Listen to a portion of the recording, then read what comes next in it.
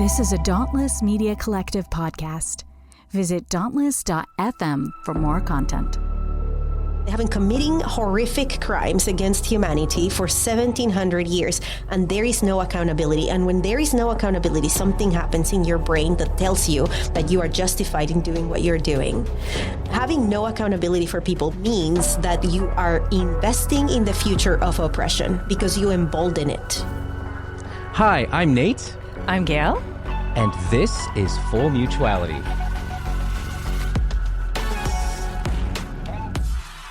So we're really excited for today's guest. Our guest almost needs no introduction. For those of you who are listening and are kind of involved in some of the deconstruction spaces, you probably already know who this is, but we'll go ahead and give an introduction. So we have on the podcast today Jo Luehmann, and Jo is kind of a voice and influencer. Although I hate the word influencer, I don't know why I said that, but sort of. I forgive you. It's fine.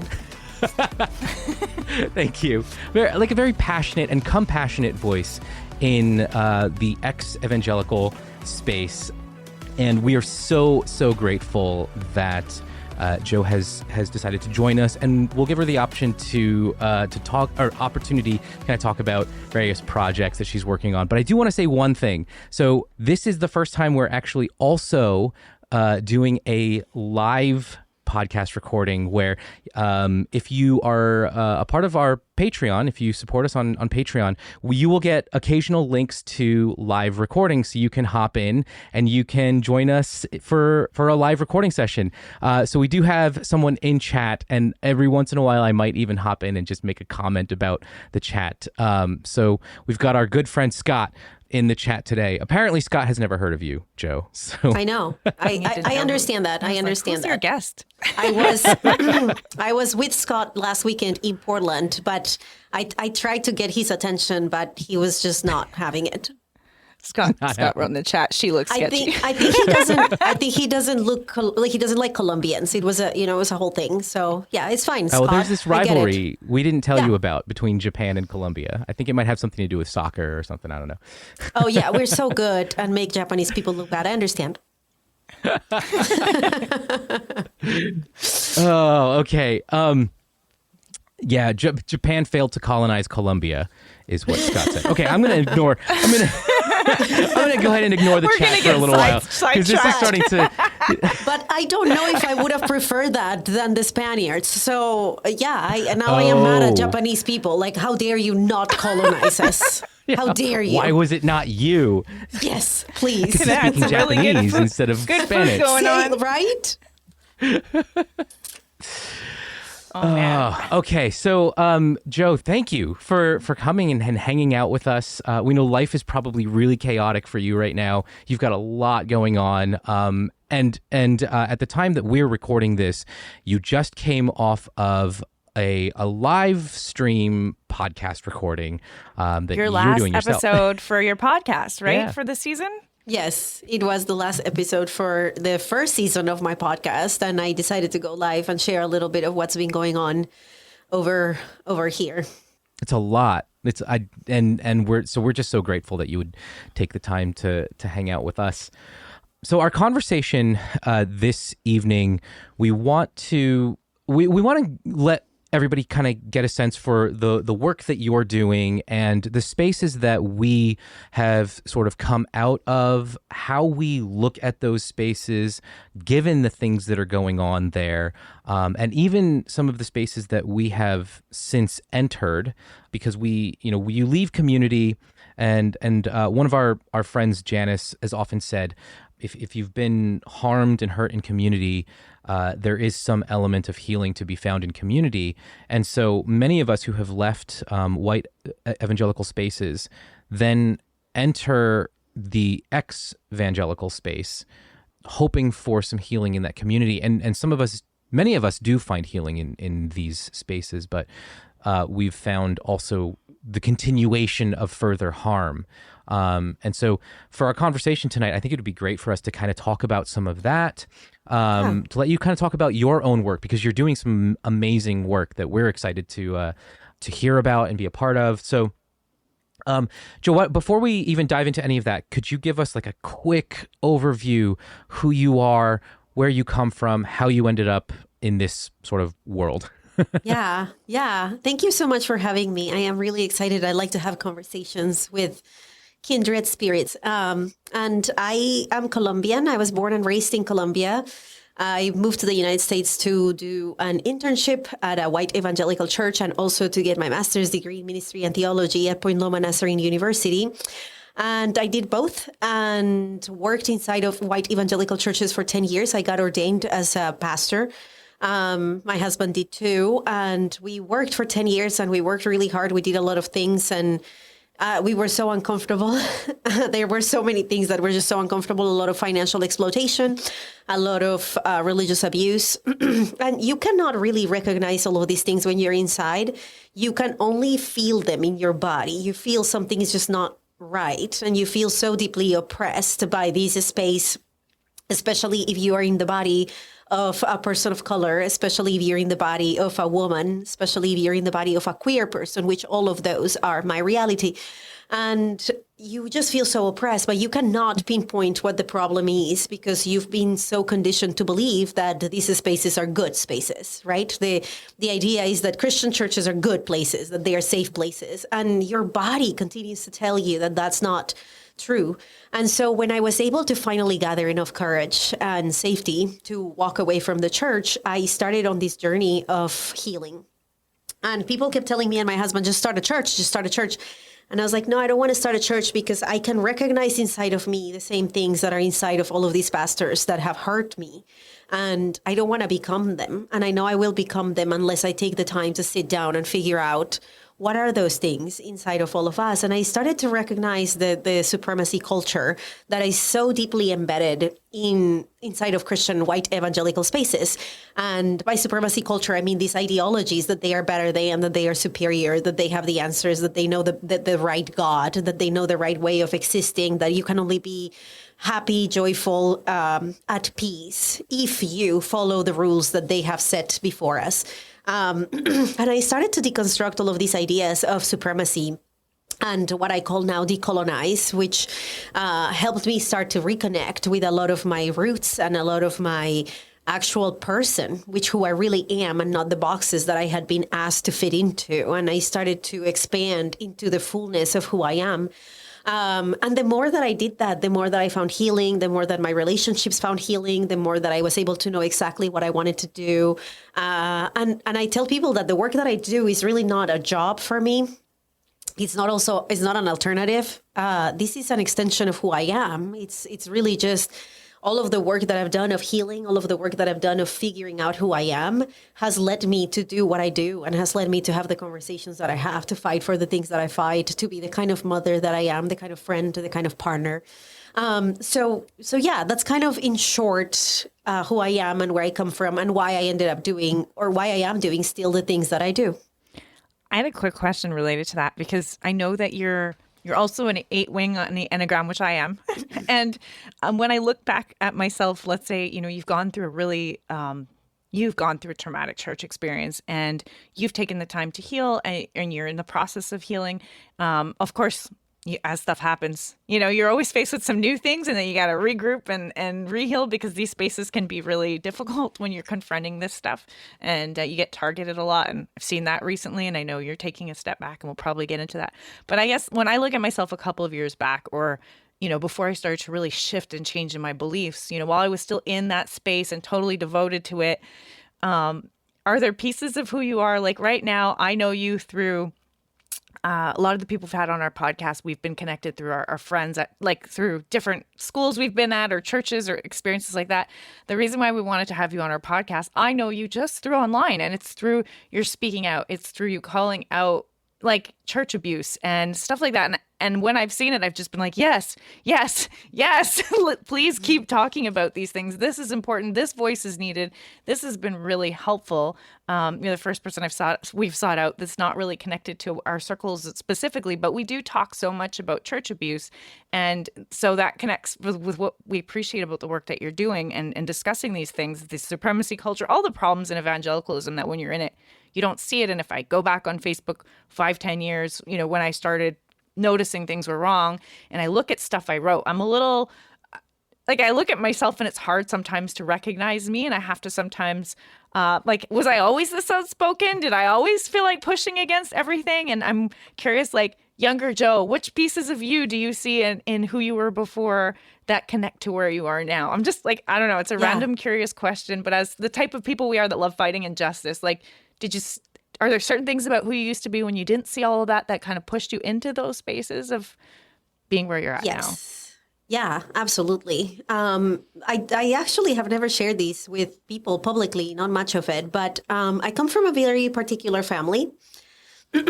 My family is it's a patriarchal family where my grandpa is at the head and everybody does what grandpa says and everybody works for grandpa's business and everybody's afraid of grandpa. And which is fine, like he was an indigenous man that moved to Bogota when he was 7 years old and started working. And he's had to be very, very tough to be able to survive all of that. And he started making money and started a business and the business was really successful. And so all of his kids ended up, just depending financially on him, which is a type of control too. And my mom was the first of his children that was like, nope, leaving. And so she did. And she moved away from the family. And by away, I mean like 40 minutes away, not super away, because that's not allowed. And I was the first grandkid who left too. But I left the country, the full entire country. And I said, I'm not going to do what you tell me to do. I'm going to go and I'm going to go do this Christian thing that I want to do. And I think that it was a way of me setting boundaries without being able to have the right tools to be able to set boundaries with my family. And we have a totally different relationship now. My family and I have been going on a journey of healing and working on having better relationship with one another. But I can see these fighter in me. My mom and I were talking a couple of days ago, and she said, what people don't know about you is that you come from a lineage of warriors. And she means that because of some of the indigenous blood that we have inside of us and some of the ways in which her and my grandpa have chosen to exist in the world. We are a people that are just warriors. That's what we do. And my grandpa and I are very similar, have very similar personalities. And so I see all of that in me. And then I end up in the church. I end up in all of these schools that are white evangelical schools. And I am the one that is raising her hand and saying, like, I don't get that. That doesn't make sense to me. I don't like that. I want you to explain that to me. That doesn't make sense to me. And I was always viewed as this person that was the problem. Like, it's like, why can't you just go with the flow? And I was like, because it doesn't sit well with me. And I don't like it. I just don't like it. And so I found myself that the more that I was inside of white evangelical spaces, the more that part of me was actually pushed down. And it was looked down on. And so I learned to be loud in different ways. But mostly I was feeling very silenced at all times. And that was part of the oppression that I was feeling too. This, like, we want your work, but we don't want to hear your voice kind of thing. But at every staff meeting, I was the one being like, I don't like that. Why are we doing that? I remember some of the last staff meetings that I attended, the pastor was adamant that we needed to get a fog machine. And I was adamant that that was a ridiculous way of spending money. So I was like, why the fuck are we going to spend money on a fog machine when there are some members in our congregation, including me, who works full time for this church, who cannot afford healthcare? Like, it makes no sense to me that the money is going to be used on fog machines while I literally have to drive all the way to Mexico to be able to be seen when I'm sick. And I work for this church. You're not even taking care of your employees, but you want to get a fog machine? And he was like, well, it's to set the atmosphere. And I'm like, what damn atmosphere? Like, don't we believe in this God that doesn't need an atmosphere? Like, why do we have to perform? Why do we have to... we're manufacturing something that should just exist. We're manufacturing an emotion in people. And he was like, can you just shut up? And he didn't say that, but he meant that. And so they would do things like they sent me a turkey. I don't celebrate Thanksgiving. I'm Colombian. And for Thanksgiving, that last year that I was leaving, they sent me a turkey and a basket of food. And they were like, we just know that you don't have enough money. And I'm like, yeah, because you don't pay me enough. So we wanted to bless you with these. And I was like, I am out of town, because for Thanksgiving, we would always go out of town because it was a couple of days off that we had. And we don't celebrate Thanksgiving. I was like, I'm out of town. And now there is a turkey at my door. And so at the staff meeting, I said, like, I don't understand why you sent me that. It made me really uncomfortable. And the wife of the pastor goes, it's because you're proud and we wanted to teach you humility. So they were always doing that thing of making me Wow. small. You know, she was like, we wanted to teach you humility because you don't like to receive gifts. And I was like, I just don't need the damn turkey. Like, I don't understand. Wow. Like, give me a gift that I actually need, like healthcare. I would receive healthcare. Right. That would be great. Yeah, you're like, I can accept things. Just take them from the things list. that I don't you know? want. Yeah. And then I learned that they were given that turkey and they didn't know what to do with them. And so they sent me one. Of course. Of course. Yeah, but you know, like things like that, I can see my personality always kind of trying to come out. And I was shamed so much for having that personality. And so now when it still happens with everything that is going on in social media with me and people keep asking me like, just apologize. So that like, just shrink, just be small, just back up, just back out. And I'm like, no, because that is oppression to me. To me, that is oppression. When you don't let me voice my feelings and my opinions, when you don't let me exist in my fullness, but you demand that I fit into boxes that are acceptable to you. I don't need to be accepted to you to be able to exist. I get to exist. That's it. And the 8 in me has come more and more out as I've moved further and further away from places where I am not tolerated, where I am not accepted. Actually, I'm tolerated if I work, but I'm not accepted as I am. And that's big. I think, especially when we're talking about churches, right? Like we chatted before we hit record. I come from a pretty wide swath of different evangelical spaces, but the last evangelical space I was in was Hillsong, and they have this sign that they plaster everywhere: "Welcome home." You know, they love to talk about "Come as you are, come as you." And this was when I left fundamentalism. So I grew up in the independent fundamentalist Baptist world. I ended up at Bob Jones University, and I had never heard that idea of "Come as you are." Well, they were kind of upfront. They were kind of upfront that you can't come as you are. It's not good. And like, here's all the things you need to change to be acceptable. So for me, finding a church that was sort of like the cool place where you could wear jeans and like, if you want to have a beer after church, you can do that. And the pastors will sit and have a beer at the bar with you. And so moving from the fundamentalist world into that world, it was a bit freeing, but I was privileged because I wasn't a class of person that didn't have access to things. I wasn't queer.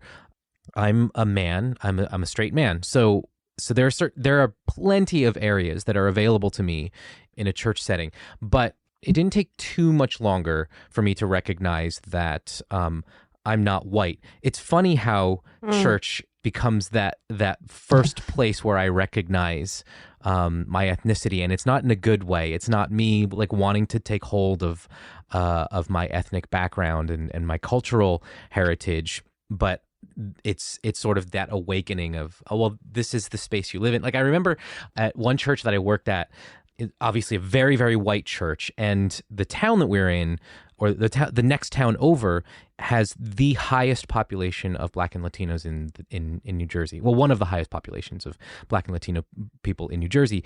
So there was a Black woman that came and was chatting with our executive pastor, my boss, and after they talked, he comes up to me and he's like, "You know, Nate, we need to have a conversation as to why there aren't more people of color in this church."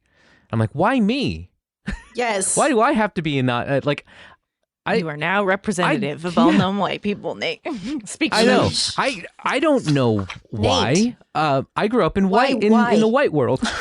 I was thinking when you were telling your story, I was like, but Jo, didn't you know that the Holy Ghost is pneuma, breath, smoke? There you go. It's all connected. You have to have a smoke machine in order for the Holy Ghost to appear, right? See, I needed you to be my pastor because that would have convinced me. Oh, man. I get it. Yeah, the idea of a fog machine Triggering from Hillsong? It's from being at Hillsong. You like even in that the responsibility, it's just amazing because inside of white spaces, inside of white evangelical spaces, the responsibility of having diversity falls on us. I remember the pastor asking me similar questions. He was like, I want more diversity. I want more diversity. Like you should. And he would tell me, and I'm like, the hell do you want me to do about it? Like, do you think that we have like a call? Do you think that we have like a Superman, like a Batman, light that is like, hey guys, we're here. Like, come. Yes. Like, what do you think that we have like a little signal that we are like, hey, Black, brown, and Asian people here? Like, what do you think that we're supposed to do? The reason that people of color are not here is because they don't feel safe here. Like, and that's not on me. Mm-hmm. That's not on me. That's not my responsibility. You're the leader of this institution. Therefore, they don't feel safe with you. And I'm a good preacher. I'm a really good preacher. I don't say that in ways that I'm not being, it's just a fact. I'm a good preacher. Some people are good writers. Some people are good preachers. Some people are good drawers. I'm terrible at drawing. I'm terrible at cooking. Don't ask me to cook. I will poison you, but I'm a good preacher. And the pastor would tell me often, I don't like when you preach. When I preached, people loved it because I am very studious and I can read the Hebrew and the Greek. And so I was able to get like into these very deep places that were more like Jewish realities than Christian. And it was just really good. And he would tell me, I don't like when you preach because your accent is just it's really difficult to understand. Wow. He never had an issue when we had Australians, because we had a lot of Australians coming. He never had an issue when we had an English pastor. He never had issues with any white people that had an accent, but me, he could not understand. It was just too hard. It was just so difficult to understand me. And I'm like, I remember thinking, I don't think you have that was the reason. Right? Yeah. I was like, you don't have an issue with my accent. I have a feeling if you have the same accent and you were in a male body, it might be just a tiny bit different. Well, if I was him, he wouldn't have he wouldn't have an issue. He had an issue with the response I got from my messages because he made evident that his messages were recycled from Craig Rochelle and Carl Lenz and Brian Houston, and that he was stealing messages from all of these other people, but mine weren't. Mine were mine. I fought for them. Stealing messages from boring white people. Those messages were never that good. No. We had a pastor at Hillsong, New York, who then became the lead pastor of Hillsong Boston. And I found him to be incredibly boring, but there was a certain spark to his messages that I was like, maybe there's something there. And then I find out our friend Janice was actually his ghostwriter. Yep. I was going to say, I know why, because there was a Black woman behind it. And he couldn't deliver it like she would have, because I would write some messages from some white men too. And I remember I was just talking to my friend about this, and he's like, wait, you wrote messages from some white men? And I was like, yes. And then I would remember sitting down, hearing them preach it and be like, you're doing it all wrong. You're fucking it up. This is not what nope. God, I wish I could do this.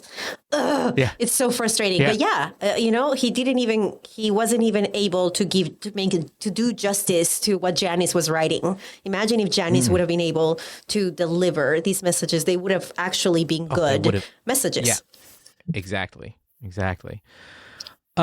So I find that as we're sort of like moving into some of these spaces, I know I alluded to it a little bit earlier, we're moving out of these evangelical spaces. And I mean, God knows we could talk ad nauseum, and there's probably more for us to even unpack as well as we go on.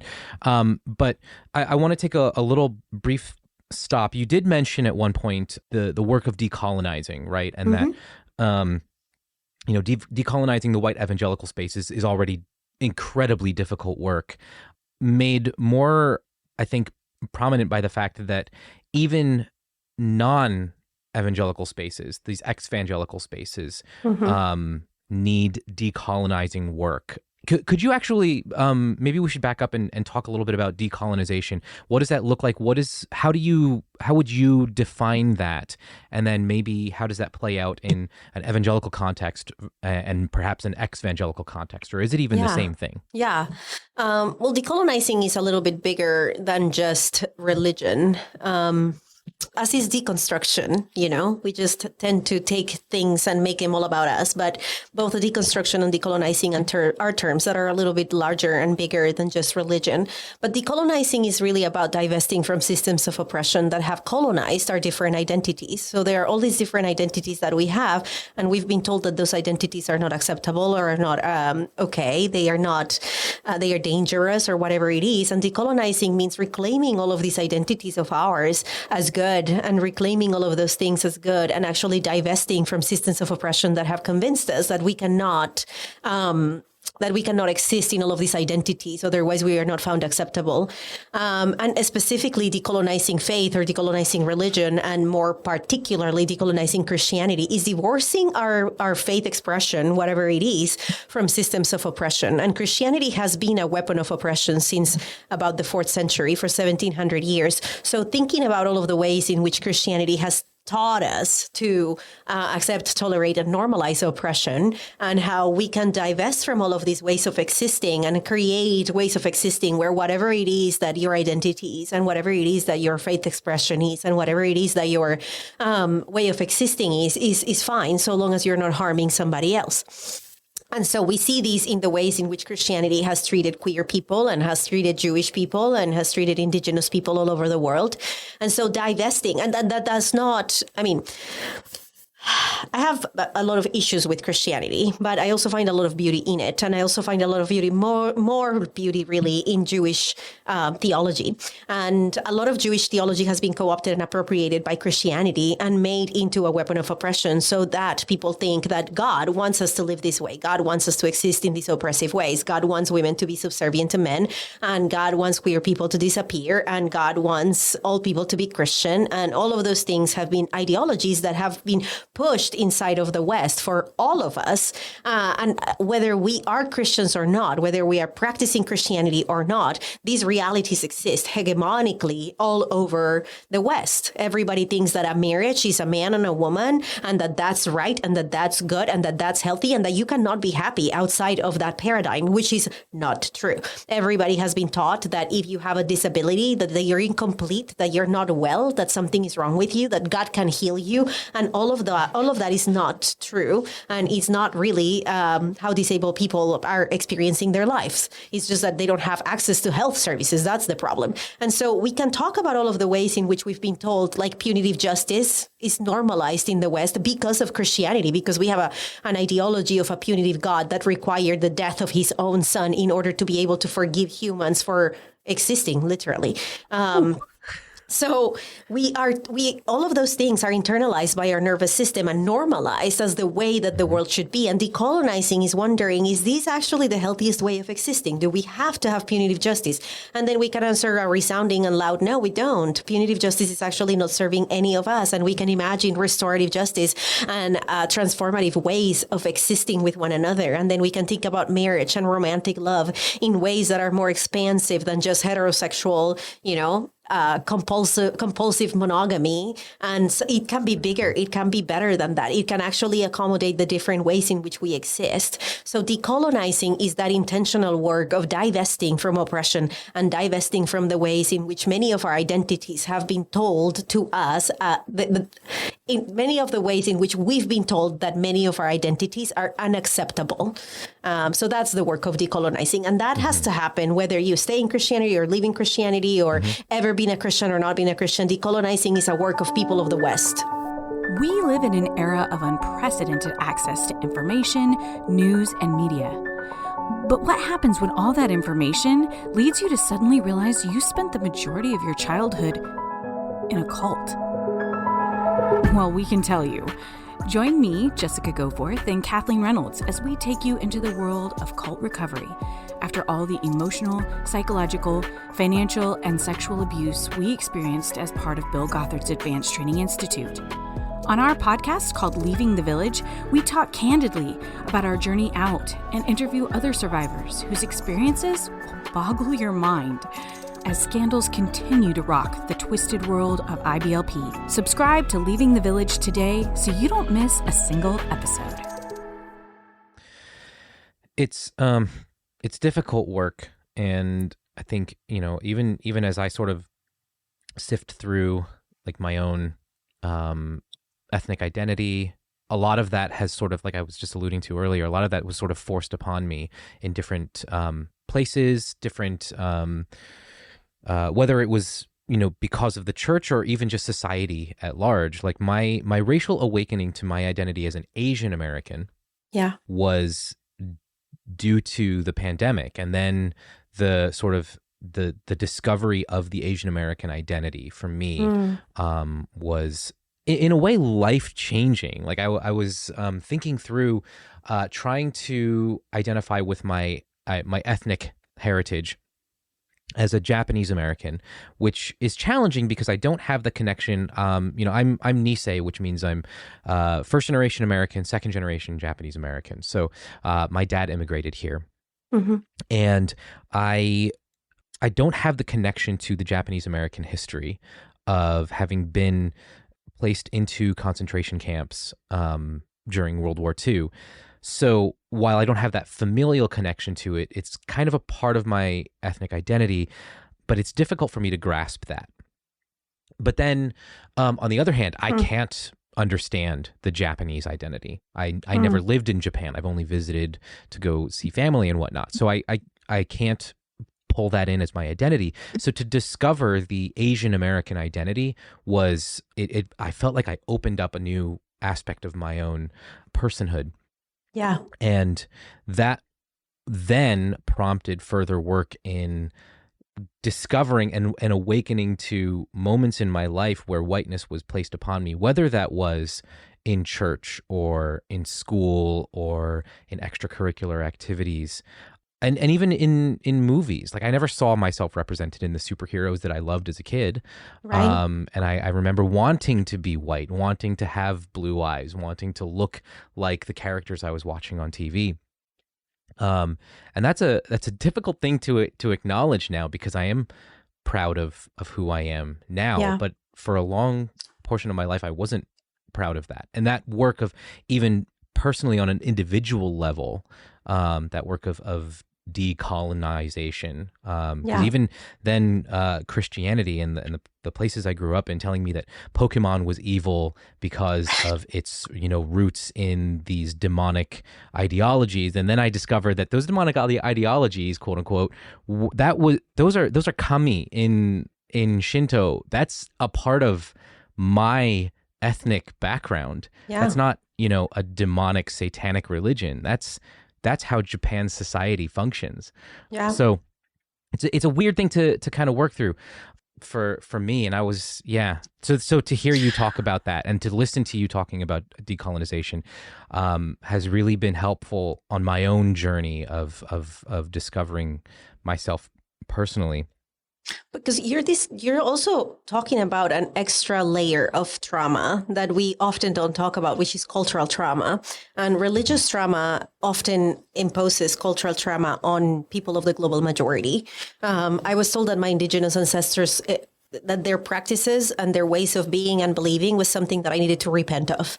And I was asked to pray. We had these weekend thingies. I don't remember what they were called, but you had to participate in them for the weekend, and then you had to pray for forgiveness and for God to break all of these things off of you. And that included indigenous any indigenous practices or any indigenous religions that your ancestors were a part of. And that's cultural trauma, because the only way that I can explain how it felt like there was something in my DNA, there was something inside of my body, there was something inside of my blood that was actually demonic, that was unacceptable, that was found unacceptable by this God that was the true God. And that is cultural trauma, being told that I can't divorce myself from my indigeneity. I can't divorce myself from my Colombianness, from my Chibcha, blood. I can't divorce myself from that. That's a part of who I am, just like you cannot divorce yourself from your Japanese heritage. And what people don't realize is that regardless of how distant we are from this heritage of ours, from this ethnicity of ours, the reality is that our nervous system carries it. So no matter how distant you are from the reality that Japanese Americans were put in concentration camps during World War II, which is not that long ago, the reality is that your ancestors were experiencing that reality, and in your nervous system, that reality exists. The implications of that reality, the trauma of that reality has been passed down through your nervous system. And so people don't realize that we are actually carrying that inside. And also we are carrying a ridiculous amount of wisdom inside, that because Christianity told us that everything that comes from this ethnicity is bad and evil and, demonic, we hid all of that wisdom. We didn't explore that wisdom. And now we are doing that, we're going on that journey of exploring our the DNA wisdom, kind of like this ancestral wisdom that is hidden in our nervous system, that is hidden inside of our bodies. And I sit down and I think through things, and I think through the ways in which I was taught to relate to the earth. I was taught to relate to, my grandpa calls the earth Mother Earth, in Spanish with a different little bit of words, but he's very respectful of the earth. He's very respectful of trees. Like my family has an obsession with trees and with mountains. It's kind of funny. But this, like, we observe trees and we talk to trees and we say good morning to trees, and same with mountains. We say good morning to mountains. And there is this relationship with the earth that I buried when I was inside of white evangelical spaces, but it was a part of me. And every time I was driving around, especially here in California, where there are not a lot of the same mountains as in Colombia, but the mountains are just bare and very, Southern California is kind of desertic.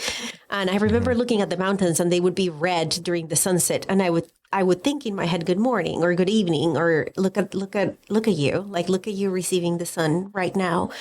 But I had to hide that part of myself, and that connection to the earth, that connection to mountains and trees and all of these things. I can lay underneath a tree and observe its branches move with the earth for hours, like hours.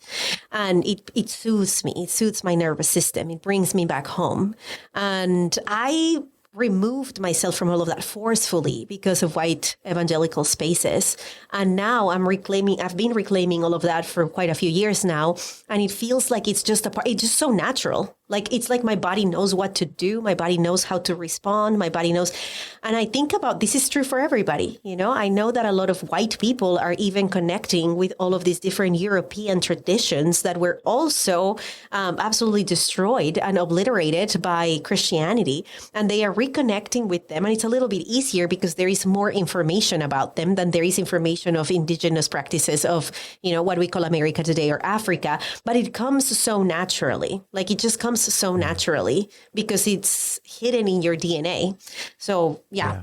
Thank you for sharing that. And thank you for sharing even from your Indigenous perspective too, and getting in touch with that and how it hits home. I was listening to your live podcast that you were doing. You're talking about the tweet that got you in trouble. I'll get to that in a moment. But you mentioned the adoptive system, because that was a part of the tweet that started a lot of backlash from white evangelicals, of course, because you were addressing the way that they treat people. But you mentioned the foster care system too. And I grew up in foster care. And actually on our podcast, we've stuck to religious abuse as the topic. Even though marginalization is the direction we wanted to go, we have so much experience with the evangelical movement, and that's where we have a lot of experience. But for my story, foster care system is such a big part of my story because I grew up in foster care and I haven't really touched on it, and I've been thinking through it. And I actually, when you're speaking of Indigenous people, it ties in because my foster brother, one of them, is Indigenous. And in Canada, I'm from Canada. I live in Canada. I'm talking right now from Canada. But in Canada, we genocided our natives through Christian schools. As a whole, like the Christian schools, I mean, we're just finding hundreds and hundreds of dead bodies, and they're in the States too. The Americans just haven't started to dig or even look for it. That's the difference between the two. But Canadians are having to reckon with and having a hard time reckoning with, this is our history, and here's all the children that we murdered and in Christian schools. We ripped them from their culture. Their people genocided them, and it was the churches running these places. It was many different churches. It was Catholic. It was progressive, United churches. It was across the board. I mean, evangelicalism hadn't picked up at that point, so they're like the next in line. They came out of that or out of those other traditions. But my foster brother was a part of the next phase in how we treated the Indigenous. So once we closed down the residential schools, what they ended up doing in Canada is ripping Indigenous kids from their parents by sticking them in foster homes across the country where they can't see their parents, and they still can't, still find a way to pull them away from their culture. I don't think Christians are often ready to accept and to come to terms with, we're not the good guys in the stories. We've done a lot of damage. We've done a lot of harm. We've put a lot of really gross stuff into the people around us. And I don't know if it is a good place to transition to this or not, but I was wondering, the tweet that has uprooted your life right now in a lot of sense, that's needing you to leave the country so you can breathe, that's needing you to maybe think of changing your kids' schools, that's your life has been just pushed into chaos with death threats and everything. And it's because you challenged how white evangelicals and the whole concept of adoption and white event. Do you care to talk about your tweet that, would you mind getting into that? Yeah. So I've been listening to adoptees for a very long time, and I've been learning from adoptees and trying to understand the adopted experience for a very long time. And every time I've said anything about adoption publicly, I've gotten a lot of pushback, and I've gotten a lot of just violence, especially from white adoptive parents. And so I was thinking about that, and I wanted to invite I wanted to invite adoptees to my podcast, and I was talking to some of them, and I was like, yeah, let's come to my podcast. Let's have that conversation. And I was showering. I wasn't having the conversation and showering, but I was having the conversations, and then another time I was showering. And while I was showering, I was thinking I would rather, because this was happening while there are conversations about the Supreme Court here in the United States. The Supreme Court is trying to overturn Roe v. Wade and take away abortion rights for a lot of women in different states in the United States. A lot of people in the United States. And so I was thinking through that. And every time I talk to evangelicals about abortion, what they tell me is, well, why would you abort? Just simply give the babies to us. We'll take the babies, which first is not true. And second, that is not an alternative for a lot of us. It's especially not an alternative for people of color. Because, and this was my tweet, I would rather get an abortion and never get to see my child, never get to see my brown child, than actually give my child up to adoption for a white evangelical family that is going to subject my child to a ridiculous amount of trauma, cultural trauma, physical trauma, psychological trauma, religious trauma. I was not going to have it. No, I'd rather my child never exist. I'd rather my child just never exist. And evangelicals didn't like that. And they started talking about how I wanted to murder babies instead of give them to white evangelicals, which is a gross misrepresentation of what abortion actually is. And it's also a gross misrepresentation of what I said. This was a hypothetical. I wasn't going to go and kill babies. That's not at all what I was intending to do. I was just saying I would rather get an abortion, which happens to be legal in the state of California where I live. And also 1 out of every 4 women get abortion. So it's not something that is not happening. It's happening all over the nation. They just want to pretend that it's not, and they want to call us murderers because they don't want to grapple with the reality of what it is, because it's easier for them to rally around the issue of abortion than it is for them to rally around the real issues that they want to rally around, which is homophobia and racism and all types of bigotry, because really that's what it is. They just use abortion as that. So these, I just put a mirror up to them, if a brown woman looks at you and says, I would rather get an abortion than have you be around my child, that should cause for you to think through why, what the hell did I do for you not to want to have my child around you? Because listen, I don't want my children to even go to evangelical churches. I don't feel safe with them at evangelical churches. It's not, in fact, it's proven that it's not safe for them to be in evangelical churches. The amount of sexual abuse, the amount of psychological abuse, the amount of emotional abuse that happens in these churches is not something that I need to subject my children to. And instead of taking the opportunity to wonder why would someone rather get an abortion than give me their child, they decided to say, well, she's a witch. We hate her and we are going to destroy her life and we are going to demand that all of these things happen to her.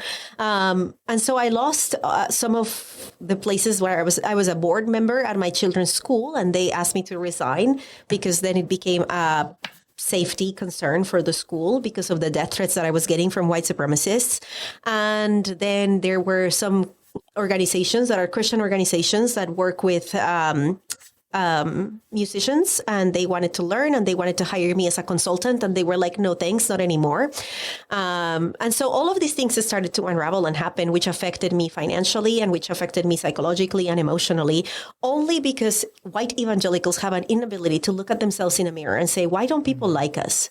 Because see, there is a reason people don't like you. Usually people don't like you because you have done something to them. It's not because people are being arbitrarily mean. It's not because they are bitter or because they haven't forgiven or because of none of that. It's because you have done something to them that hurts so much that they don't want to be around you anymore. And anybody that has an inch of empathy, anybody that has an inch of emotional fitness, anybody that has done any work on trauma would recognize that and say, tell me how I can make this better. Tell me how I can actually understand where you're coming from. But instead, they double down, triple down, quadruple down and prove Right. our point over and over and over again. Yeah. And I said, I don't want to give you my children now because of that. Exactly. Right. And then they're Threaten going my children's safety, want my children to I'm leave sorry the school. for laughing, but my children are children. It's so They have- absurd. It's is kind of ridiculous funny because they're trying because to it's so say that absurd. your Yes. statement doesn't make sense Yes. and that you're the one out of line. And then here they are proving your exact point that they are not safe people. They are literally, they sent me pictures of my children and said, you're soon going to hold their dead bodies because of what you said. Jesus Christ. And I'm like, and you want me to give you my children? You want me to, like, why would anybody want their children around you if this is how you respond to a tweet? And it wasn't And one. I saw, it was a like picture an of my baby, the onslaught. youngest. Like, it's not like, oh, here's one event. People like to say, yeah, but they're not all like that. But like, this was a mass. It was Yes, this was hundreds. a huge response. It was Yeah. hundreds on all social medias, hundreds. And there were also some like evangelicals of color that jumped into, which was fun, which proves that whiteness is so, insidious. Yeah, because it It's so finds its insidious. way into those of us who aren't white. Yeah. I mean, Yeah, absolutely. I had evangelicals of color being like, how dare you? And I'm like, I wasn't talking about you. Why are you offended? yeah. Like I said, specifically white evangelicals, what's your problem? Like, I'll give them to you. I won't, but let's pretend I will. Like I said, white evangelicals, what's your problem? But the thing is, they keep proving our point. And instead of having the ability of self, what is that word? Reflection? Self-awareness. Instead of wanting to have self-awareness, of have some sort of introspection, they just go in and attack the people that are saying, would you have some self-awareness? Like, you're hurting me. And it's literally, the way I put it is like, these people like to slap us. And then we go like, hey, I'm going to move myself away from you because you slapped me. And they go, you suck. How dare you? You should let me slap you. No, I shouldn't. And the fact that you are responding this way and demanding that I let you slap me over and over and over again proves to me that I cannot be around you again. It's just this inability. And I have a friend, their name is Ro Goodwin. And they said, when you have no need of self-awareness because the world has not been telling you for always that you are unacceptable and wrong and disgusting and not appropriate, then you don't.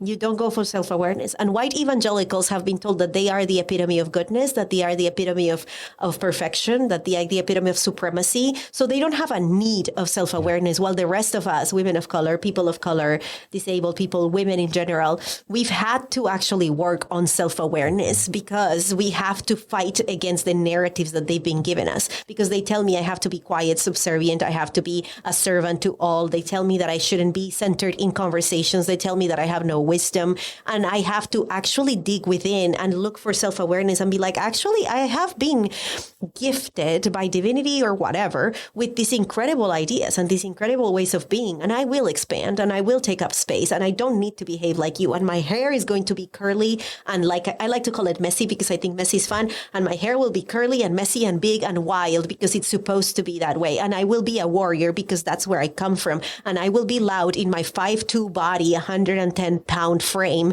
and there's nothing you can do about it because that's who I am. And that's who I am because I had to actually fight for my self-awareness because I don't fit into the boxes that you demanded that I fit into. But when you're a white evangelical, especially a man, a heterosexual, white evangelical, cisgender, the world says that you're perfect. You're just amazing. You're celebrated for existing. So you have no need of self-awareness. So when somebody says you're hurting me, they go, impossible. I'm perfect. And that hurts them more than anybody else because they stay immature. They stay unable to show empathy. There are actual studies from Harvard University that show that most people that are white, especially white Christians, have less empathy than other people, show less empathy. Their brain turns on less empathy than other people groups. So this is actually Like, they are the most oppressed internally than the rest of us, even if externally they are the I least wonder, oppressed amongst us. I don't know the neuroscience, so I'm just me shooting in the dark, but like empathy, I wonder if it's like other things in your brain where it's practiced, right? Like if the more you don't use empathy, the more those pathways in your brain are just not connecting and like you lose what you're not using, right? It's like, I wonder, how much the evangelical experience trains. I've been having this theory that it trains empathy out of people for a while. Like I remember seeing like the Gospel Coalition write about, it was like trying to do like, those the demons talking. There's, what is the C.S. Lewis? Screw tape letters. They were trying to like do the voice of the devil, and they were making their own. And the devil character in their little script was like talking about how empathy is going to be the tool that they're going to use. And I was like, wait, they're trying to say the devil uses empathy. Yes. And like the whole gist of it was like, be careful. You could be too loving. You can be too caring. That's how the enemy is going to get you. And I was like, I've been feeling this in these spaces. I've been feeling this. Don't trust your heart. Don't listen to your heart. So like if they're telling you how to treat queer people and it's not right, if the way they're treating women, like, some of these systems, whether it's patriarchy or whether it's racism, these systems exist in and out of the church, but I don't experience patriarchy the same way in the world that I have. Like in the church, it was so much more intensified at a level I haven't experienced outside the church. But like how to just dismiss that and throw that off in the church, I feel like so many of the things that felt wrong and that looked wrong and that didn't make sense because when you stepped out of the church, they treated people better than that. Like just killing your empathy seemed almost like a way to make that work, to not feel bad if queer people are left out, if you're kicking them out of the, like that toning it down. And I almost wonder if the abortion topic becomes the way to prove to the world, look, we do care. Look, we're empathetic. We care. Like, we care. See, how can we not be empathetic? We're going for the most vulnerable possible. So like all the rest of the categories of people that we've shoved aside, even babies after they're born, moms wanting to get formula and the government not even wanting to, like people, senators voting against, Republican senators voting against being able to get baby formula to moms whose babies are starving to death. And then all of these men... and all of these men being like, just breastfeed. And I'm like, shut up. How can you? You don't know what you're talking about. It's not that simple. Like, some people can't breastfeed. Some people cannot breastfeed. And so, but it's exactly how that works. The more that you show empathy, the more that you actually... that's why Black people say that they don't, and I obviously agree with them. It's not good when you share videos of Black people being brutalized, of Black people being harmed, because our brain it starts desensitizing toward those things. Our brain is like, oh yeah, they get hurt all the time, whatever, no big deal. It is a big deal. It is a huge deal. It is a big, big problem. The reason why we respond to school shootings in the United States specifically, in the ways that we do, is because every time they happen, we are like, well, what do we do? Let's keep moving. Yeah. There is no accountability. There is no change. So our brain starts rewiring and starts being like, that's just the way it is. And so neuroscience plays a big role in the ways in which we perpetuate. And I tweeted today something about that and how Christians, white Christians specifically, and this was in regards to January 6th, but it applies to more. White Christians specifically have literally enslaved people. Think, like, sit for a minute. They enslaved people for hundreds of years all over the world. Enslaved people. They murdered indigenous people, genocide, full-on genocide, without a reason, just because they were indigenous. They took kids away from Jewish people and have been taking kids away from Jewish people for 1,700 years. If you didn't know that, there are entire stories about how they would baptize them against their will because they were babies and then take them away from their Jewish family and kick the Jewish family out of the countries. They have been murdering Muslim people. They have been committing horrific crimes against humanity for 1,700 years, and there is no accountability. And when there is no accountability, something happens in your brain that tells you that you are justified in doing what you're doing. And having no accountability for people, which is what's happening with January 6th so far, means that you are investing in the future of oppression because you embolden it.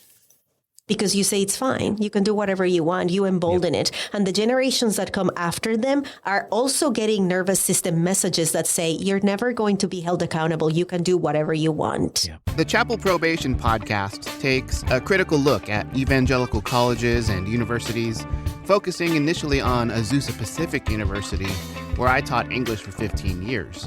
I'm Scott Okamoto, and I'm writing a book about how I deconstructed from faith completely while at APU.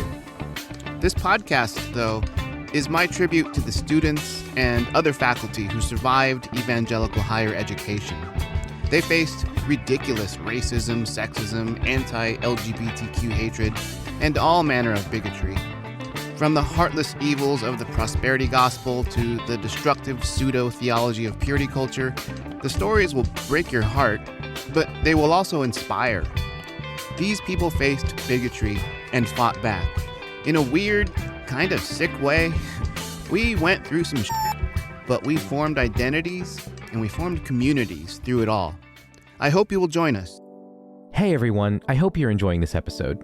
I want to take a quick break from the conversation to let you know that we have a fantastic new way for you to support the podcast. If you like what you hear from our show and want to partner with us, head over to patreon.com/fullmutuality to donate.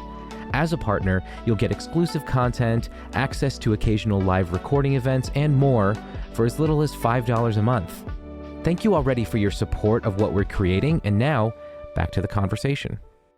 That's why accountability matters so much. Because people are like, knock it off with the accountability. No, accountability is very important because you need to teach. I was talking to the school and we were asking them to change some of the disciplinary policies.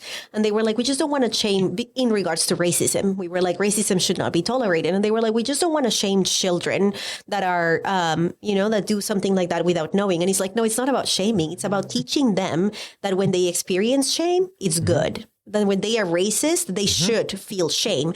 But if you avoid that shame for them, if you shield them from that shame, they learn to not feel shame anymore when they are racist. They learn to be proud of that. So accountability at the child level is so important because your brain learns from accountability. Your brain learns what you should feel grief about and what you should not care about. Your brain actually learns.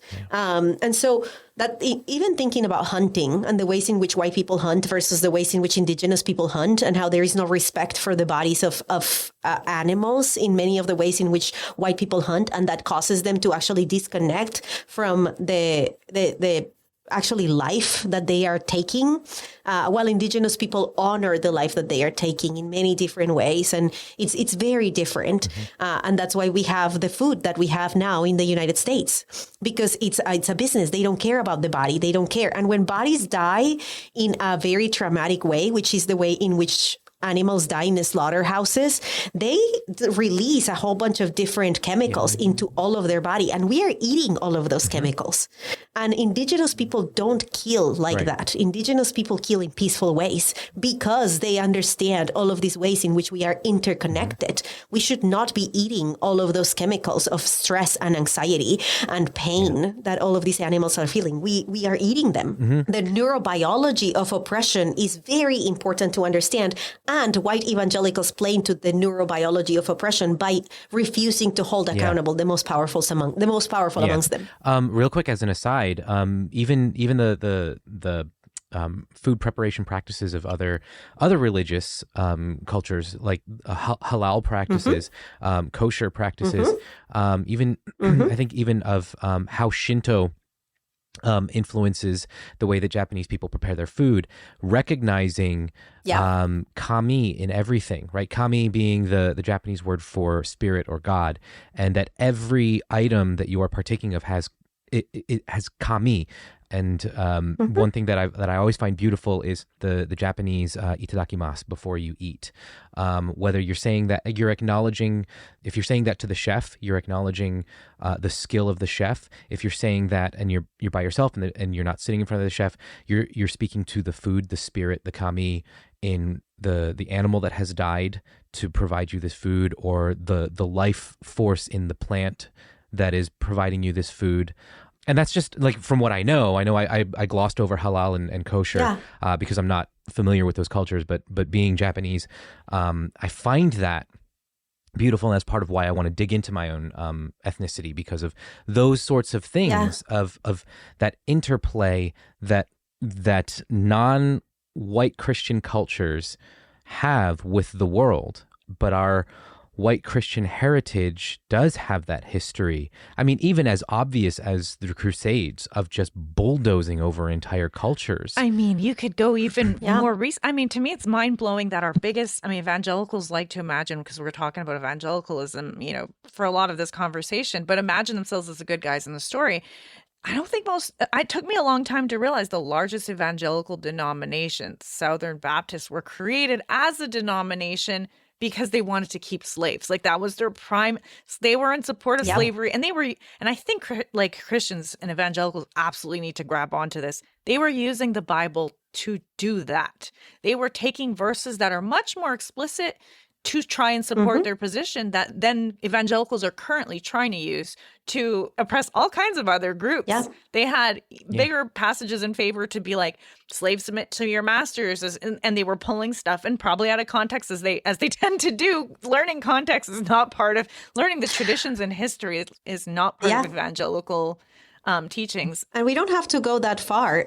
John MacArthur still does that. Yes. Oh, yeah, he does. John MacArthur has a giant church here in California. He's a very influential pastor, and he still believes that slavery is justified. He talks about it like being like, you know, not all marriages are bad. If you saw abuse in a marriage, and would you say all marriages are bad? So not all slavery is bad. Like he makes very blatant. I mean, he even reinterprets, and a lot of evangelicals do this, the Noah's Ark story to then go to the sons of Noah to try and say one race came from Noah. That's the black race. The curse of Ham. The sons of Ham. They use that in a lot of white evangelicalism as their excuse to say racism and slavery is God ordained. Like the idea that suffering is, you know, my head always jumps all over the place with Nate, and I want to go into so many places, and I feel like this is a good ramp to it, but you have a book in the works that sort of touches a bit on this, and I'm really excited. It's your first book, am I correct? It is my first book. And what is the theme and title? Because I feel like it does tie into this idea of a God so the name of that the encourages book, suffering and oppression. The name of the book is Predatory God. And it's exactly what we're talking about here, right? Using God and this Christian theologies and ideologies in order to be able to justify oppression against women, oppression against people. And it's one of the first ideas that I explore in the book is the idea of salvation, the idea that we all need to be saved from hell, that we all are inherently already cursed, that all of us are going to go to hell no matter what. And there is a solution to all of these. And the solution is to be a Christian like they tell us to be a Christian, because then you accept that your identity is that of a sinner, that your identity is that of a cursed person, that your identity is that of filthy rags, the worst of the worst, and that God cannot even look at you unless he can look at you through the eyes of Jesus and Jesus' sacrifice. That in itself is predatory. It's grooming theology, and it's grooming us to tolerate and accept being treated as less than, being treated as inferior, being treated as gross and disgusting, and all of these things which we are absolutely not. And then I go into the theology of suffering, and I go into purity culture, and I go into all of these different theologies that have actually taught us all to tolerate and accept abuse, and how these are grooming theologies. They are ways of grooming people into accepting abuse and calling it good. And the harm in that is just incredibly, like, I don't think people even recognize the harm in that. And I go into the historical aspects of each one of these theologies, punitive justice being a big one. Punitive justice begins with actually ideas that Augustine, which is perhaps my least favorite theologian in history, and it starts with ideas of Augustine, and Augustine talking about just war theory and talking about how there are certain ways in which a war and murder is justified if all of these things. And then Thomas Aquinas, then a few centuries later, Thomas Aquinas comes in the scene and actually gives a list of things. If these 4 things are happening, then we're justified in murdering, and we're justified in becoming the oppressor, and we're justified in doing all of these things. And we're talking about then crusaders that are wearing crosses on their chest and proudly murdering people in the name of God and calling it good. Yeah. And we learn to call good people, like good things bad and bad things good. And I was talking to someone about dolphins. This is going to sound like it's not related at all, but I promise it is. So I was talking about dolphins and sharks, and how we have been all conditioned to believe that dolphins are terrible. And dolphins are beautiful, sweet, wonderful animals because they go and they come and say hi, and they like literally hump our legs because they are super horny animals. And we've been told that sharks are really awful animals because they eat humans, which they eat like 5 humans a year. Right. And they have one of these movies about sharks where sharks are just the worst and we have to be so scared of them. And we have been conditioned to believe that sharks are bad. And sharks are actually incredible animals that are necessary for our ecosystem. They actually function really well in the ecosystem. They are beautiful animals, incredibly smart, incredibly wise, incredibly important for the ecosystem. And dolphins are not great. Dolphins tend to gang rape. Did you know that? I actually did read that. So they it's terrible. So a group of dolphins will like surround one dolphin and then they'll like abuse this dolphin sexually. And they are super horny animals. They are one of the only animals that have sex for pleasure and not procreate only.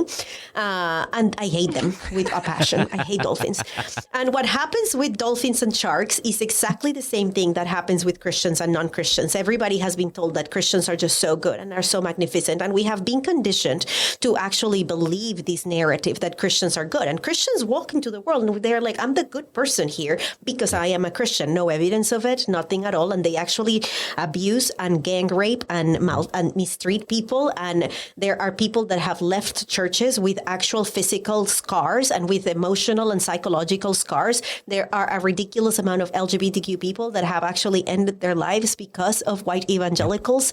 And then outside of that, we have Satanists and atheists and Muslims and Jewish people that are completely different and that are the sharks of the world, that we are told they are dangerous and they are bad. And instead they are creating, and queer people, like all these queer people that are creating inclusive, beautiful, incredible communities. But we were told they were sharks and we have to be scared of them. And in reality, they are maintaining ecosystems and they are protecting people. Yeah.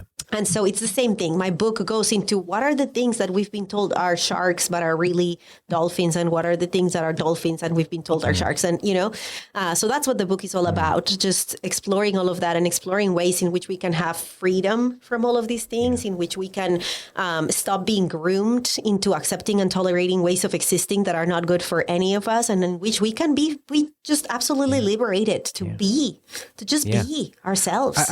As a pessimistic person, I'm wondering if your book is going to be helpful to people like me who feels a little discouraged. Like it's like I see you out there trying to have these discussions, and I have them because I can't shut my mouth. I feel like if I I feel like I'm doing damage to myself when I don't speak about this because it stays in me. Like it's a way to be like I need to speak, but I don't always have hope that there's I don't do it necessarily because I imagine I'm going to change the world. It's more like, well, if I don't, when I was in a situation that was bad, I needed to see other people speaking. So maybe I can't change the world, but maybe one other person can see someone standing up for their humanity. And that could be just a small, tiny, anything. I don't really, at this point, I'm talking.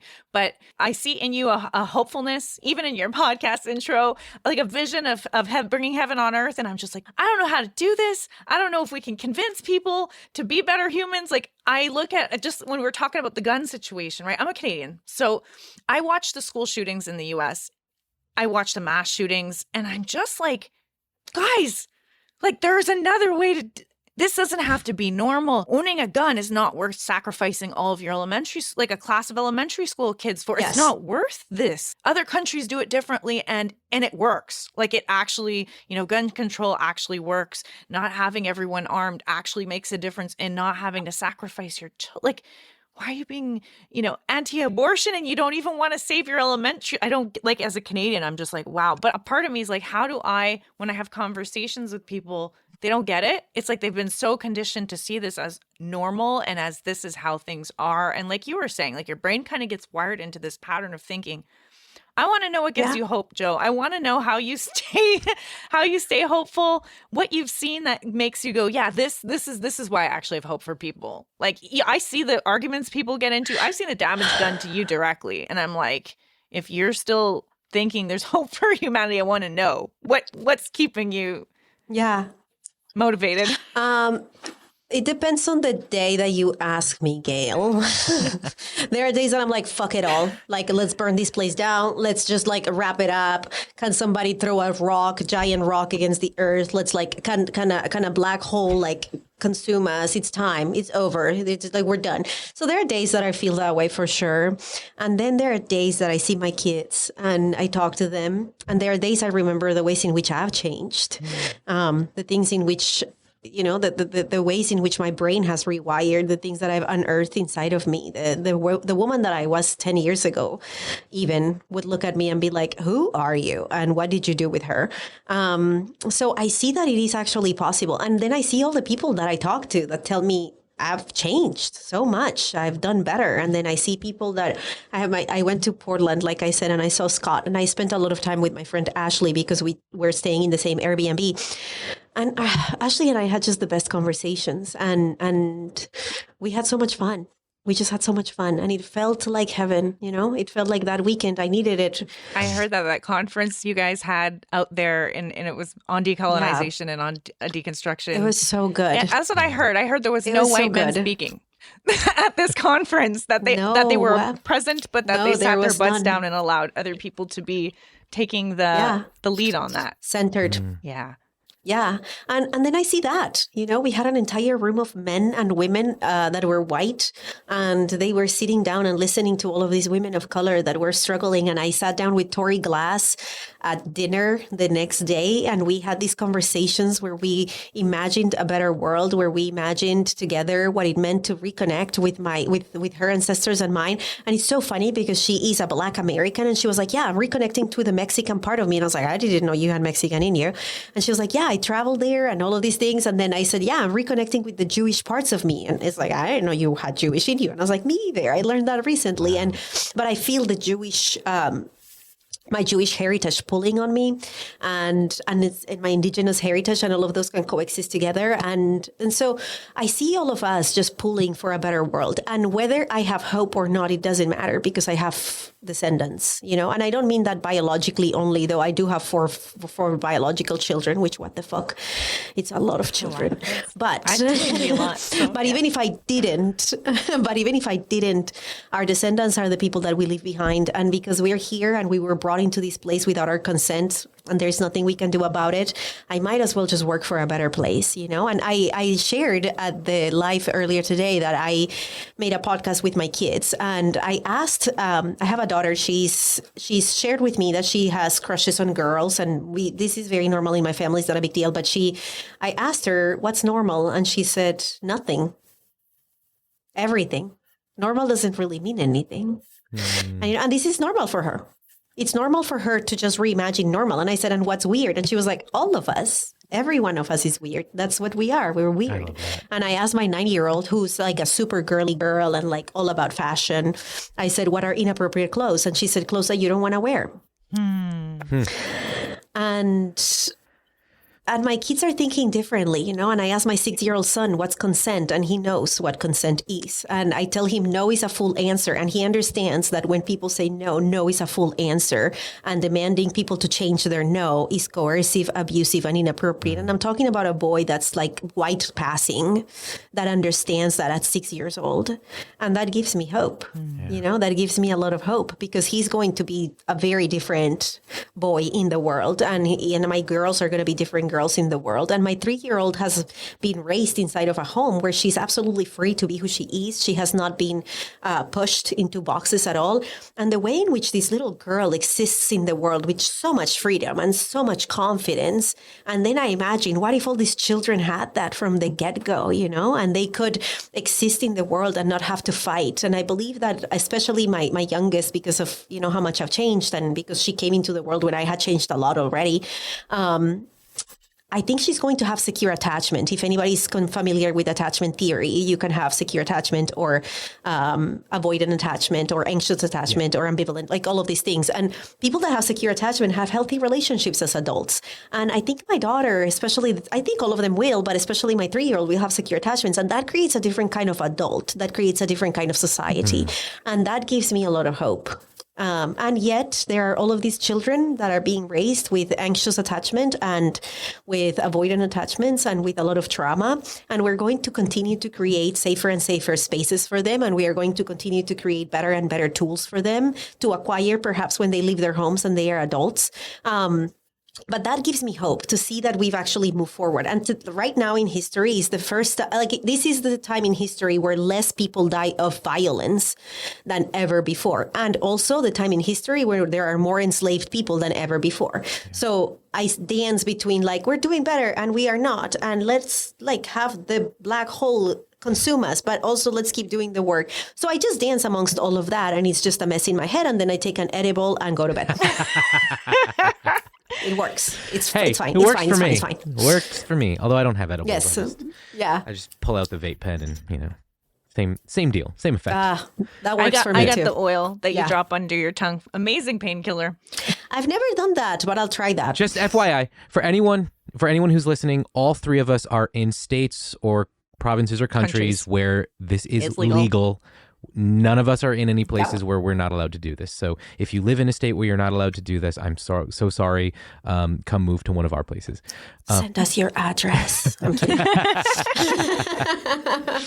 I feel like we're coming to a close in the conversation, though. I know we probably would have way more. There's so many things I'd love to chat with you about, but I plan to listen to your podcast and catch myself up on some of it. I've started listening to Jo's story, what you talking about your story and talking about how I think your story is really unique because I was trying to figure out, how did you get all this wisdom? How did you get this perspective? I feel like when you grow up in evangelicalism, you're fed a certain narrative. And when you get out of it or when you start to learn one piece is not true, it's a little unsettling because you're like, well, this is what everyone has been teaching me. And it seems like from your story, you had a lot of teaching outside of USA, outside of American evangelicalism. Yeah. So you already had so many different angles of which to understand and interpret scripture that were outside of that. So it probably gave you an edge on, it's a lot, listening to your story and hearing made a lot of sense to me on how you were able to piece things together.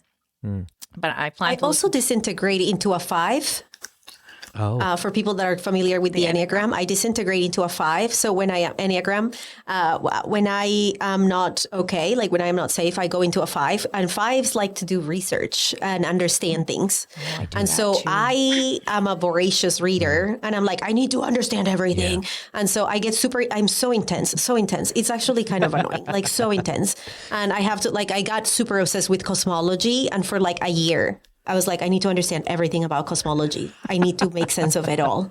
And so I get nervous system too. I was like, I need to understand everything about the nervous system. I think I read 15 books on the nervous system in a year. And I was like, I need to know it all. So when I am not feeling well, I disintegrate into a 5, which kind of works in my advantage, kind of, because it also gets a little intense. It might be an 8 thing, right? 8s do they all disintegrate? It's also an 8 thing. Yeah. Because and I was thinking. I think that we do. Yeah. Yeah. Because I said to Nate, yeah, we do. We tend to. He tends to, we're both ADHD, and he does this thing where he goes into hyperfocus and he'll just study on whatever he's into. And I'm like, oh, Nate, I don't do that. And he's like, because I'm like, we're both ADHD, but I don't do that. He goes, yeah, you do. When you're stressed out, that's what you do. He's like, when the Canadian convoy thing was happening, I did a whole podcast with a journalist friend of mine from Canada. And I was just studying and researching and I couldn't let myself off of the news. And he's like, yeah, you hyper focus when you're stressed. That's when you really go down the road. It's and it's also a trauma response, right? It's this trauma response that we probably all have. That is I need to understand everything because they lied to me for so long that now I need to know the truth. And so it's a trauma response too, but it kind of works in our favor. Let's call it good. Yeah. Well, I mean, it's produced some good. When I first found out that my high school curriculum and my college curriculum, world history, everything lied to me about why the South seceded from the Union. And when I went... Well, you were going to school in the South, right? Or when... Well, I mean, even before then... in New Jersey, too. Yeah, because we used curriculum from the South.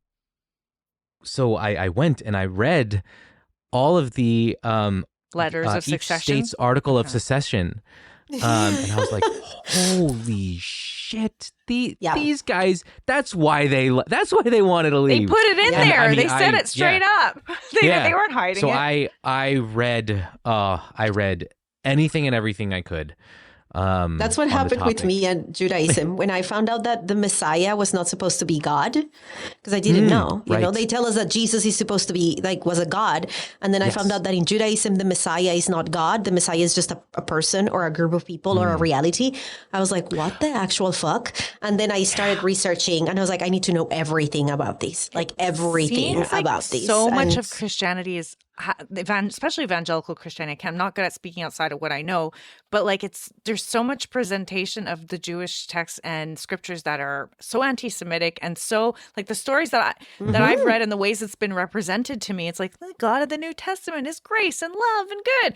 The God of the Old Testament, bad, evil, and even the way they tell those stories are not how Jewish people interpret those stories at all, and they are anti-Semitic. Benz, I know you did an episode I haven't listened to yet on this topic, so I'm going to probably be checking that one out. But it is that was good. That was the one where it dawned on me as I was listening to that conversation that the Christian Old Testament or First Testament and the Tanakh are not the same things. They are, which is why when Christians are like, well, how come you don't see Jesus in your text? All the prophecies are there. It's not the same book. Or because you changed it. You changed it all. You made you read it Jesus. wrong. Yeah. You read it wrong. Exactly. You changed it all. You translated it wrong. I don't know if people know these, but Augustine didn't speak Greek. No, he did not. So Augustine had a lot of, he didn't speak Greek or Hebrew. So Augustine actually would interpret things in the Latin translation of what he was getting, and he would interpret it wrong because it was already interpreted wrong in the Latin. So I don't know why we trust Augustine at all, because Augustine couldn't even read Hebrew or Greek at all. And this man was in Latin putting things together and misrepresenting a lot of the scriptures, a lot. And yet so many of our churches based their theology Augustinian on what he did. And when we say these things, people are like, well, it's been 2,000 years. Why hasn't it, or 1,700 or 1,500, whatever. Why hasn't people picked up on it? And I was like, because the church actually had hegemony and they didn't let anybody read the books. Yeah. They didn't let access to the books. We didn't have access to the books. Yeah. And not to mention the fact that what Augustine was writing was feeding into the power of, the imperial Christianity. There's a reason why powerful empires latched on to Christianity and ran with whatever narratives that could support them.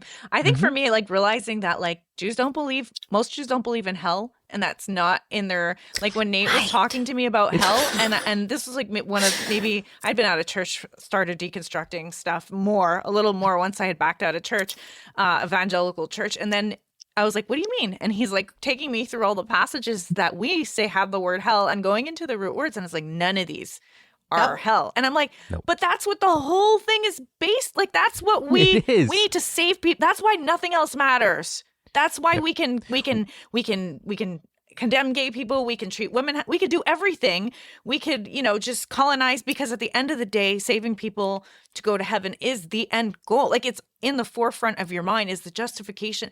I mean, I remember people saying like, what's the point in this when it's eternity that we need to focus on? Like, this life is so short. Yeah. It's like a vapor, according to scripture. Like, you need to, and then to realize what, like, I don't know. Did you have those moments where you started pulling apart one doctrine and were just shocked at how everything was just tied into BS? Like, all the time. Mm-hmm. Yeah. When I started studying virginity and marriage, I was so angry. I was like, are you serious? You liars. Because marriage as a romantic endeavor did not exist until Victorian times. Mm-hmm. Very new. 1800s, 1700s. Yeah. And so before that, everybody knew that marriage was just a business transaction between two men, where some of the things that were being transacted were women. We were the property. That's it. And that's, women and property. Yeah, that's what women, property, and slaves. And so that's what was being that's the transaction. But romantic love didn't exist until the Victorian era. And even then, it was a very different idea of what we have today. And then virginity is the same thing. Like, virginity only mattered because women were used for procreation and to ensure that the child was the child of the patriarch. To the right that's it. The guy. Yep. Yeah. Yep. And people are like, well, why doesn't gay marriage exist for always? And I was like, because it wasn't necessary, because marriage was a transaction again. But gay love, gay sex existed for always. And men could have sex with whomever they wanted. And a lot of women were having sex with women too. And people were having sex with whomever they wanted because they were different things. They were not connected. Right. And when I tell people that the Song of Solomon is about two lovers that are unmarried, they are like, what? They were married. And I'm like, no. They were not. They were not married. They got married, but they were not married. Nope. And so, yeah, all of those things start to like unravel, and the ideas of monogamy. When I started studying about monogamy and how compulsory monogamy is a part of oppression, and I argue this could be a whole entire episode, but I argue that without ending compulsory monogamy, you cannot end all oppression, because one of the biggest forms of oppression is compulsory monogamy. And monogamy is a big part of our culture, a huge part of our culture. Oh, it is. It is. Yeah. The idea of the nuclear family, it rests on monogamy. And even the idea that if you're dating someone, they own you, you own them, and there is no freedom to be like, hey, I met someone and I'm interested, and what are we going to do with that? That doesn't exist. You don't even have the freedom to tell a partner of yours that you met someone that piques your interest or that is arising something in you, because that's considered cheating and wrong. And how dare you? That you cannot even look at someone. Like if men look at another woman and they find her attractive, it's like, how dare you look at her? Why? He's a fucking human. Like, why are you so insecure about this relationship? Like these insecurities, we appease them in the other in the name of compulsory monogamy. And then we call the person that has normal attraction for another human being, we call them a bad person. And that in itself is oppression. That in itself is saying you don't get to be the fullness of who you are in this relationship because I demand that you only look at me and only find me attractive. And that doesn't mean that it's a go for all. There is respect and consent and all of those things. But I should be able to tell my partner I met someone that I'm interested in without it being a fight, without it being a disrespect, without, and we can talk about it and decide what that means. And that's it. I almost wonder if at some point down the line, whenever your schedule frees up, we could actually have that conversation. Yeah. Awesome. Because I would love to even do an episode on that and the ways that, traditional quote unquote forms of sexuality are oppressive to us as a society. But we have had so many amazing conversations within this one right here. So I did want to ask you about one, kind of tracking back to a topic we were on earlier, one project that you had started, and it didn't even really dawn on me that it was your project. And I had reached out on Instagram, and either you or somebody on your team had touched base with me, the Do Better Church project. And I want to say thank you for that, because that's a gift to those of us who are survivors and have escaped those oppressive environments.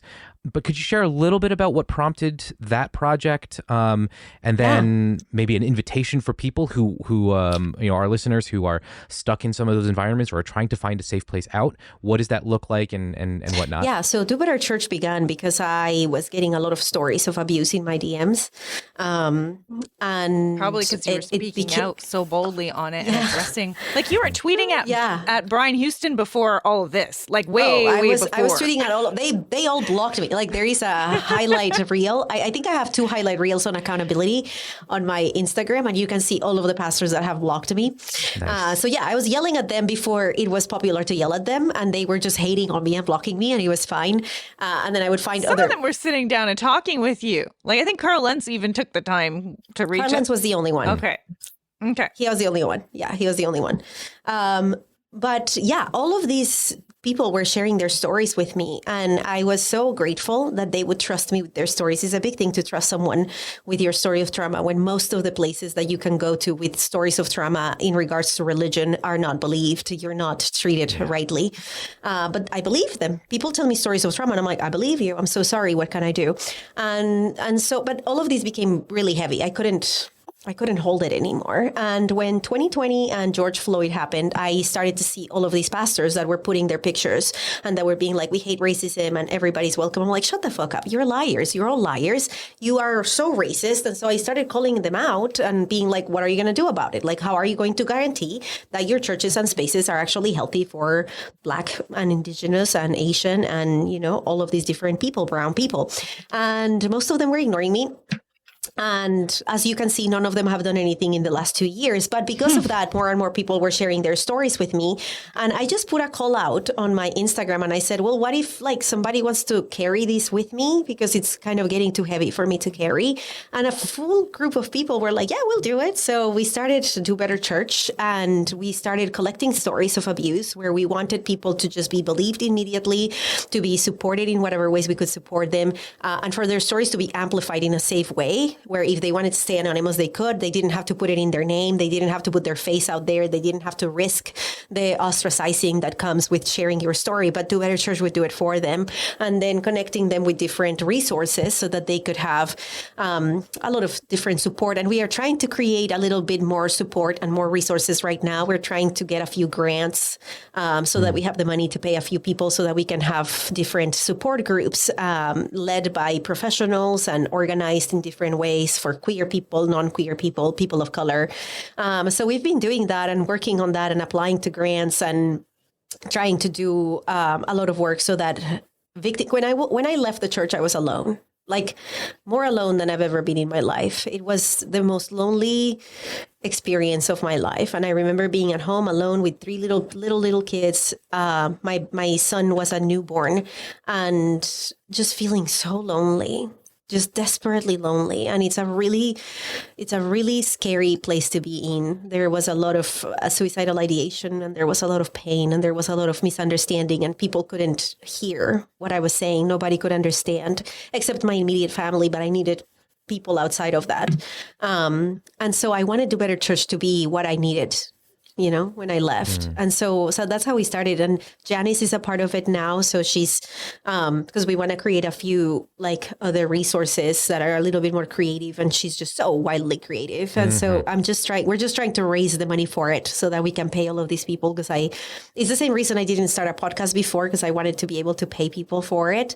But I'm so poor. So I needed to find funding. But yeah, I'm trying to find funding for Do Better Church. But that's how I started it. I started it because this is the weight of church abuse is heavy, and I couldn't carry it alone. And I think that we could carry it together. And so Do Better Church grew, and we get stories all the time, and we honor those stories and carry them. And there are times that we all, as a team, even take a break because it's just too heavy. Yeah. There are some stories that are just so horrific that we just kind of sit with them and grieve together for a minute. Yeah. But yeah, that's why we started it. And I'm excited to see what comes of it. And it will continue to be a place of accountability too, where we tell churches the fuck, we hate these, don't do that. Yeah. I love this, the time that we're in now, and we're seeing things like this pop up. Do Better Church, Church Clarity, Reclamation Collective, all resources to help keep people safe, to help people heal. I think it's so important and so needed. Jo, thank you so much for the time that you've spent with us, the gift of your time, the gift of the resources that you're providing. And before we go, could you just list them off? I mean, we'll put them all in the show notes, but if you could just name them real quick now, and then I'll put them in the show notes for people to be able to click on them. Yeah. I'm really Jo Luehmann everywhere. Yeah. Like TikTok, Instagram, Twitter. I'm Jo Luehmann. Just no dashes, no nothing, just Jo Luehmann. And then my Patreon is the same. I think it's patreon.com, Jo Luehmann. And patrons don't get anything special. They just literally support my work. Awesome. That's cool. Yeah. I love it. We like to give one little thing. So I put posts in there, for Patreon. I send them pins. I send them a heretic pin. Oh, okay. That's cool. So if you want a little pin, go to patreon.com. $20 though. Oh, okay. I have one of my friends, he's not my friend. He's one of my partners. He's like, why don't you charge for them? And I'm like, I do. Patrons can just join for $20 and he's like, you would literally tell them, join for 1 month and then leave, and I'll send you the pin. That's not charging them. And I'm like, that's true. That's true. I don't, it's fine. I feel like podcasting is weird. Unless you're a white man, I feel like podcasting is not a lucrative. It's just, the only people I know in deconstruction spaces that are giving their time and effort and actually making a living tend to be white men. We still haven't kind of moved away from that whole thing. But I feel like, I don't know. I know for Nate and I, we're always in the minus because we want to pay our guests. I actually have to thank you for that, because you have instilled in me that thought of don't make your women of color do your free Work for labor free? for Yeah. you. Work for free. So Yeah, like, and that's the reason I pay all my guests, because I actually only have people of color on my podcast right we're now. not there yet. We're in the minus. Yeah. With just, but it's okay. But it's a labor of love, Yeah, it's and fine, that's the it's fine, point it's of why fine, we're it's doing fine. it. We have our Yeah. two patrons. Janice is one of our two patrons. She's like, we're like, yes, our favorite is like our number one patron. But like, we're doing this as a labor of love, and the only white guys we've had. No, we had one white straight guy, I think, but like queer guys, we've given them a chance because evangelical churches were not good to Yeah. them. Yeah. Definitely No. not. I'll But have we're trying to Matthias keep- Roberts next season, so I'm excited. And I told Matthias, like, hey, we pay all of our guests. And he's like, I'm not taking your money. And I was like, good, I won't give it to you then. So, yeah. Well, thank you again. Really, really, really appreciate your time and everything that you're doing. So hopefully we'll see you around on the internet for sure. Yes. And Well, enjoy your well, time in Colombia and Yeah. rest and take care of yourself. Yes. You do phenomenal work, and you need your rest and your downtime. I'm so proud of you for going to do that. Take your kids, enjoy, have a lovely. Yes, I'm really excited. Thank you so much. Thank you for having me. I can see, well, we're now friends. So when I go on podcasts or people come on my podcast, I'm like, oh, we're now friends. Okay. So like it's official. So next love time I it. visit my sister in New York City, I'll be hitting you up, Yes. and maybe we can Yes. just You drive up to Janice, we'll all Montreal. get together. Yes. And Let's do yes. it. Oh, Montreal will give you the tour. I Yeah. absolutely will. It's Come to very New York. European Well, we city. It's talked kind of- with Scott, and we talked with Scott and the whole team, and we were like, should we do one of these in New York? Because that feels like a good place to do it. So if we do it, like, let's Yeah. just get Coast is together, have a needing lot it. of fun meals, and have fun. Oh, absolutely. We will. That wraps up another episode of the Full Mutuality Podcast. If you haven't already, please subscribe to us on your favorite podcast app. And if you don't already have one, head over to our website, fullmutuality.com, for a list of all the apps you can find us on. We couldn't do this without you, our listeners, so thank you so much for your continued support. Speaking of support, one of the best things you can do for us is to head over to Apple Podcasts and leave us a review. I'm pretty sure 5-star reviews get you an extra crown in heaven. But seriously, if you found this episode insightful, spread the word and share it with your friends. And don't forget to follow us on social media. You can find us on Facebook, Instagram, and Twitter at Full Mutuality. Thanks again for listening, and we'll see you on the next episode of the Full Mutuality Podcast.